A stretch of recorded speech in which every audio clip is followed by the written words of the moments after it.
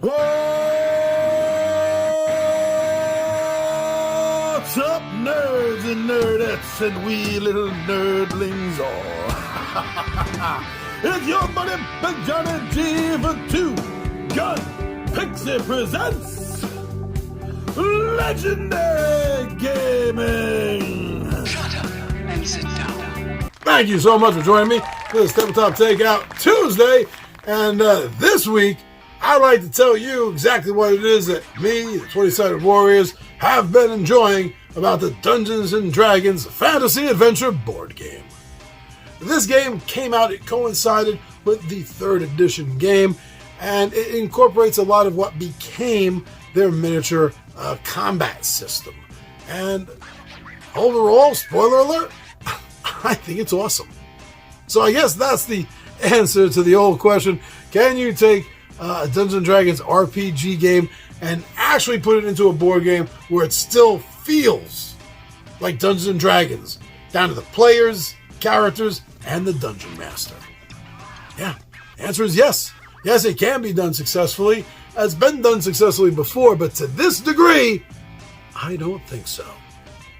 Unlike most or all of the other Dungeons & Dragons board games that are out there in the market, this game definitely needs a Dungeon Master. That's right, it's an aspect of D&D that is very important, that defines Dungeons & Dragons, and for so long has been missing from the board game version of this. It is really nice, it feels great to have that back. If you're looking to play Dungeons & Dragons, but for some odd reason you can't get the RPG to the table, this literally is the next best thing that you can do. It breaks the rules down from the RPG, boils it down without losing the essence of D&D at all, boils it down to the perfect board game analogy of itself. Keeping the Dungeon Master, keeping the players, keeping the characters, keeping the traps, the system, and really bringing it down to its core essence. And I think that's the important translation here, is it keeps it to its core essence. It doesn't reimagine it. It doesn't have a need to reimagine, aka redesign. And that is what makes this board game version of Dungeons & Dragons, I think, the strongest ever made. The rules of the board game are fast and easy enough to learn, and just like the actual RPG, the players really just need to know the bare basics of it. Again, just like the RPG version, is really all down to the Dungeon Master to really know the nuances of it. And it's easier than the actual RPG because there is less things to know and nuance through, so to speak. But it's all still there. Everything about DMing a D&D game, its essence, its core, is still all in the board game. Now, unfortunately, this game did not have as long a lifespan as it could have or should have had. It did generate 2 expansions for it.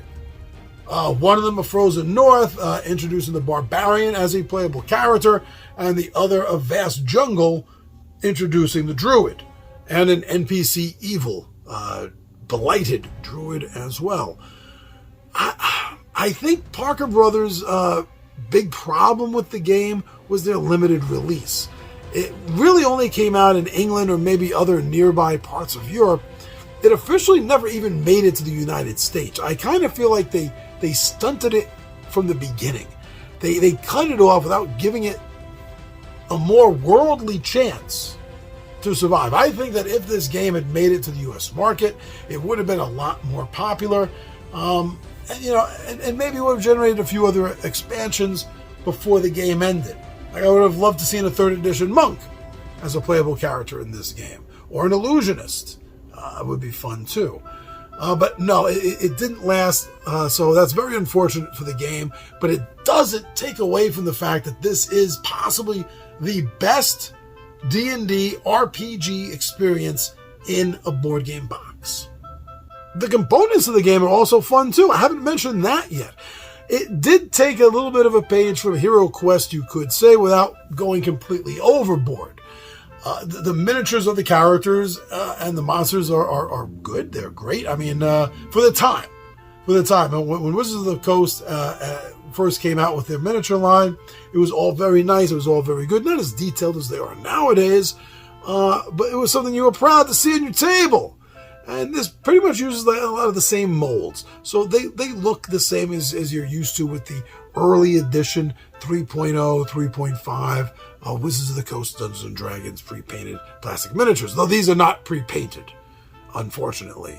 But they look great. And there's also cardboard pieces, too, representing like trees and columns, depending if you're outside or inside, that really do help the game pop. But no, it doesn't go overboard as much as Hero Quest does with every little piece of furniture.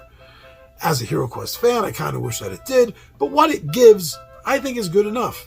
And if I really wanted to, I could put other pieces down. I could gather them from Hero Quest or other games and do it. But it would have been nice if they did it. What they have is nice. The bushes, the trees, the columns and stuff. It all works great. It pulls it together in a way that, like I keep saying, really makes you feel like you're playing the RPG. Yeah, I don't know how much else I could say it.